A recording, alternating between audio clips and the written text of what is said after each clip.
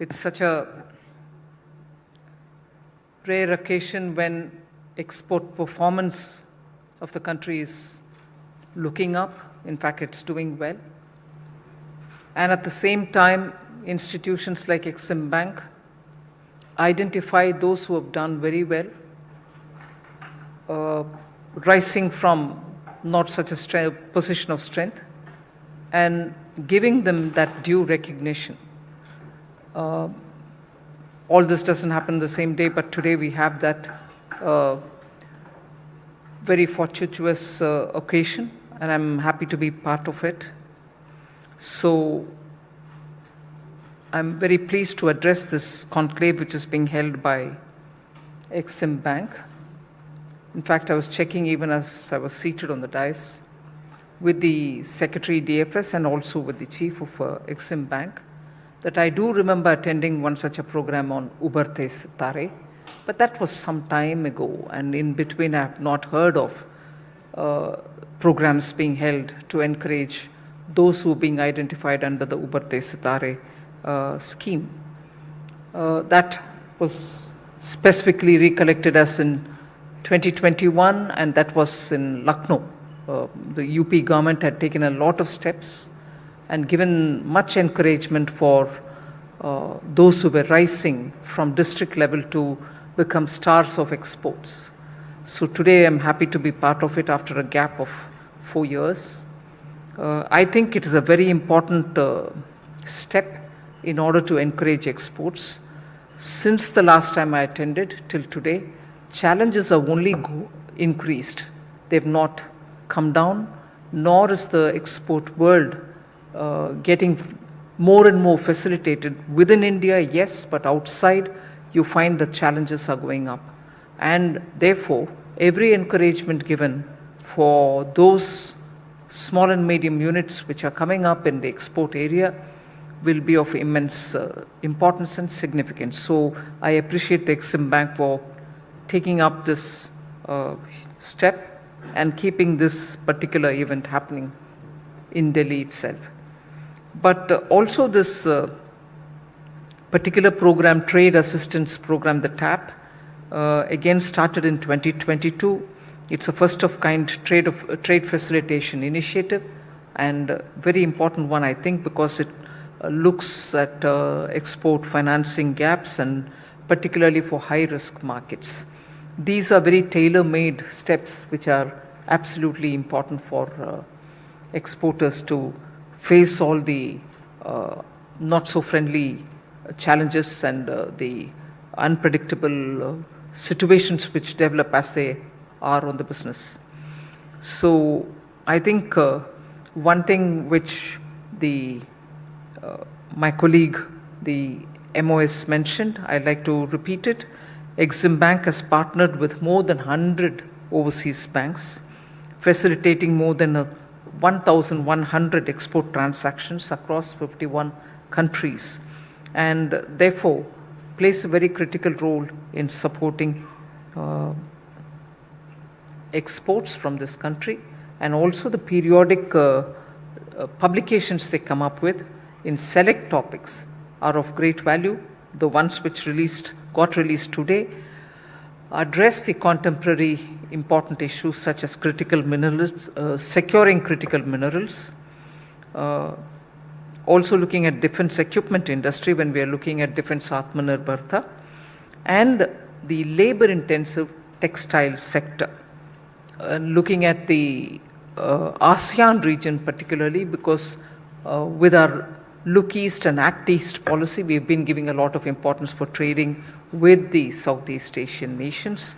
The trade agreement is, of course, in the process of getting reviewed, but it is an important region from where emerging markets have been in global trade, and the value chain analysis, particularly because for textiles, it's an important study, I would think, because it'll throw a lot of light on where we need to boost our support systems. It's widely reported in the newspapers. Every now and then we hear about it. In the last few years, global growth in trade have all suffered. That is why you have periodically the WTO, the World Bank, and the IMF reviewing every half year and telling us as to how the progress is. It's not seen an uptick by their estimates. Even this year, there's a 20 basis point drop in the OECD estimates, the World Bank estimates.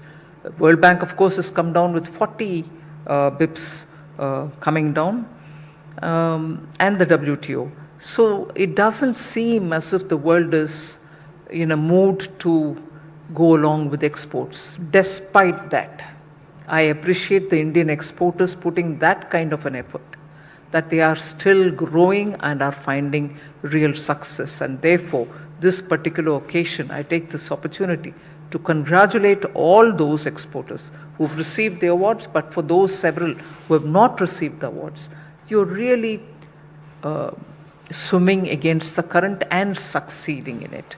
So all support from Government of India is all that I can assure you, because we need to give you that support given the uncertainties which are prevailing. Uncertainties, I thought in 2020 was because of COVID, and in 21 we thought it was because of 21 and 22 we thought it was because of the war, Ukraine-Russia, and then it was also because of the war in Gaza. It was later on the tariff war. Every year we've had one or the other serious challenge to the global trade, and particularly at that time for India's exporters to find, and three qualities stand out for the Indian exporters. One, of course, they are growing, and growing significantly. Two, they're not just growing as they were growing earlier. Today they are finding technology infused, high-end products which are getting exported, and that is why you had Pankaj Chaudhary ji identifying pharmaceuticals, IT-related service areas, and automobile and so on.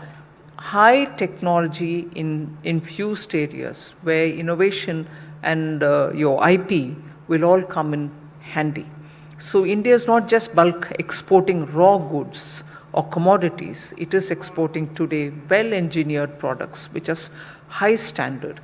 So that's the second feature I'd like to leave on the table here, which I'm sure many of you already do recognize. And the third is they are also finding newer markets. We know for the last few years, Europe has been suffering and their consumption has actually come down. And with recession-like situation in Europe, our exporters have been creative and imaginative enough to also reroute and find out newer markets. So Indian exports today can be distinctly featured with these three profile making or mapping of their export performance. And that is where I think survival instincts have shown them that against all the odds that they can perform. From the side of the government, I just want to highlight 5 major steps that we have consciously taken, which I think has helped in supporting the exporters. In general, in the ministry, we keep referring it to 5 T exports, but I don't have anything about the T. There are 5, certainly. The first one is on transport and logistics upgradation. We have been enhancing logistics efficiency, developing logistics hubs, and also investments in infrastructure have helped in the logistics ratio coming down in favor of the exporters. I'm not getting into detail, but this actually improves supply chain efficiencies, and therefore that would, I think, have a direct bearing on exports. If that's the first. The second, targeted support to MSME. It's been in the last 4 budgets, repeatedly, every year, one or the other steps at the minimum, or else there is a set of announcement made to help the MSMEs. I'll just highlight, and MSME, of course, you're seized of the fact that they are 45% of our exports are carried out by them. So the TREADS platform is one through which the discounting happens of trade receivables. and then change in the definition of MSMEs, launch of Udyam portal, revamp of credit guarantee schemes are all part of this. Ubarte Sitare is certainly one of them, driven by the Exim Bank. The numbers were given 1,522 crores, including 7 equity investments to 85 entities have happened till March 31st, 2025. Other than that, technical assistance has been extended to incubators. 3 IITs, the Bombay, Delhi, and Kanpur are the 3. 2 IIMs, which is Ahmedabad and Lucknow, I think, and the 1 IISc in Bangalore. All of them, all 6 of them are doing the incubators function, and as a result, many of the startups are able to today see actual progress happening in their businesses. And this technical assistance being extended has actually made a lot of catalytic difference to the exporters. The third of the 5 that I'd like to draw your attention to is trade finance access. The international trade finance services platforms in Gift City have been doing very good facilitation work. And Exim Bank subsidiary, which is getting opened there, is also doing the export factoring work. For 587 open account transactions during the financial year 2025, all of them have been particularly beneficial to the MSMEs. For the fourth of the 5 things which I'd like to draw your attention to is the trade cluster development. A clustered approach for developing export hubs is being pursued through the schemes like Make in India, production-linked incentive schemes, one district, one product, and also district as an export hub. So the decades-old system of SCZs alone promote export. SCZs will have to be a specified, specialized export promotion zone, maybe where they are. But today, the new approach taken for the last 1 decade by this government has actually brought in this dimension that you don't have to be only in an SCZ to find your export, but you can do it from the district, and within that district, for that identified one product, every help in terms of providing a common production center or packaging center, skills being provided to them, or funds coming through the banks, or branding them, can all happen in the name of one district, one product. I remembered very distinctly in 2021, Uttar Pradesh making a very big splash on it, and it is sustaining that momentum. I use the word splash, but I am conscious that they are just not having done it 1 year, but UP's progression towards export of labor-intensive products, handicrafts products, have made a distinct progress and contributed to the GSTP of the state. So the model of export being driven only through SEZ may carry on, but you have this approach now for promoting one district, one product, which is now across the board, across the country. You find every state seeing the benefit of giving that advantage to small manufacturers. And district level export hubs are still finding their full form, but I know a lot of work is happening on that. The production linked incentive scheme, together with work which is going on, production linked incentive of course is already in the ground, but labor and employment linked incentive are all driving a lot of those MSMEs which have fantastic export capabilities. So that is the trade cluster development approach that we have taken. The PLI schemes have transformed India's export basket from traditional commodities to high value added products and witnessed exports surpassing, this is a number which is very important, PLI supported exports have surpassed 5.31 lakh crores, that is 62 billion US dollars. And what are the items which went through it? Large-scale electronics manufacturing, pharmaceuticals, food processing, telecom and network products. So obviously not just any random collection of, there is a clear pattern for which the PLI was announced and it is bringing success. And the fifth of the five is trade agreements. Pankajji very clearly mentioned all of them, whether it is UAE, Australia, EFTA area, UK now, and with the US and the European Union. Negotiations are really intensely going on and should come to a conclusion sooner. So emphasis is being made for getting more free trade agreements signed. So if all this is on, I said already the feature of the Indian exports are also transitioning. India's total exports reached an all-time high of 825 billion US dollars and achieving a 6% growth over the previous year and a significant leap of 466 billion US dollars over 2013-14. Then, if you look at it, I did mention, while the global exports grew only by 4%, India's exporters managed to fast track and cross 6.3%. Then, of course, the World Investment Report places India in a very improved position. FDI flows have been up and down.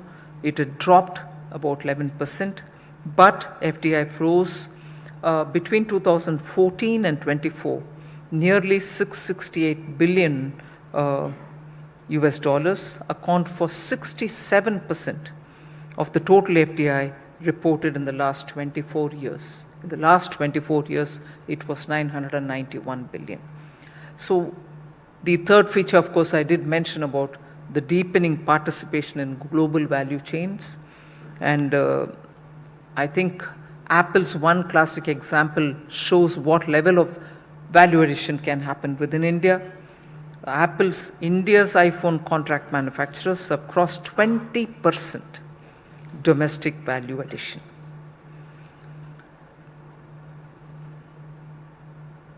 So with these, I think I would add, and I would like to draw your attention, one last leg of my speech would be to see what has been consistently done during the budget, but peaking in 25-26, 1st February 2025, announcement in the budget, specifically towards export promotion.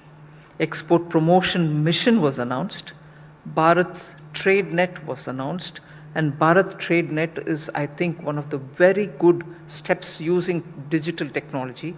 So digital public infrastructure, which provides a unified platform for trade documentation and financing solutions, is intended to complement the unified logistics interface platform. And then upgradation of warehousing and infrastructure for air cargo was also announced in this budget. Enhancement by 2.5 times and 2 times the investment and turnover limits for classification of MSME also in this budget. National framework for the GCC, the Global Capability Centers. Further support services-led growth in emerging Tier 2 cities also in this budget.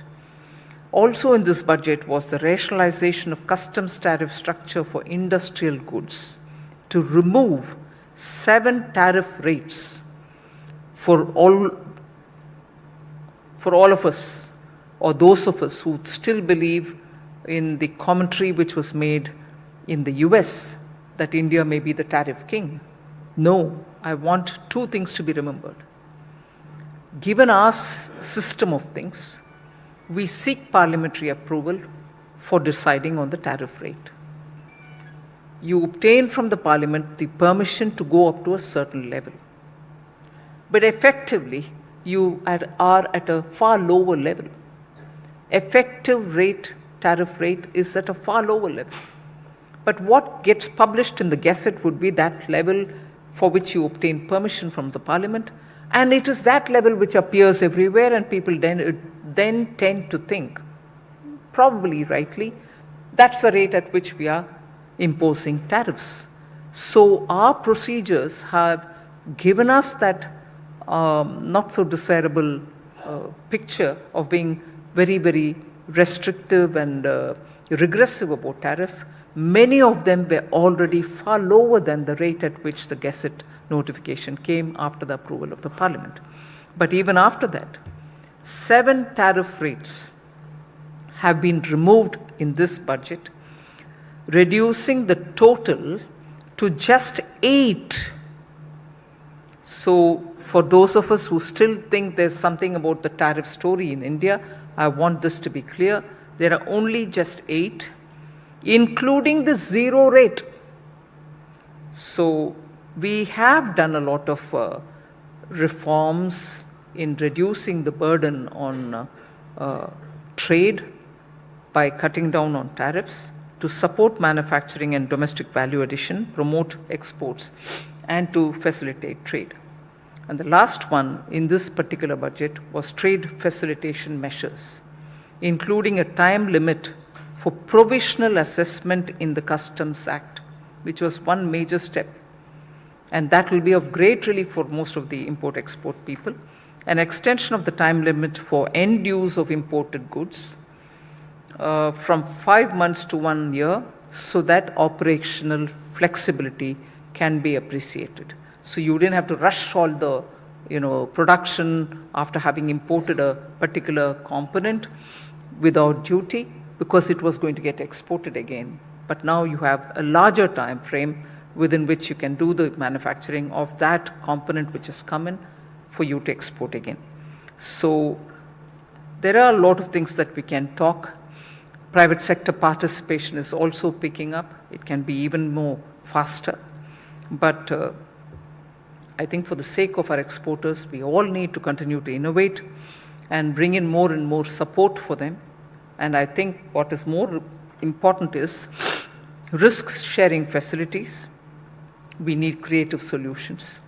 Hedging instruments, we need creative solutions, and also for advisory support. So I think you've been very patient hearing me. Thank you very much. But once again, I wish all those awards recipients and word of very big praise for Exim Bank for having taken this measure today. Thank you very much.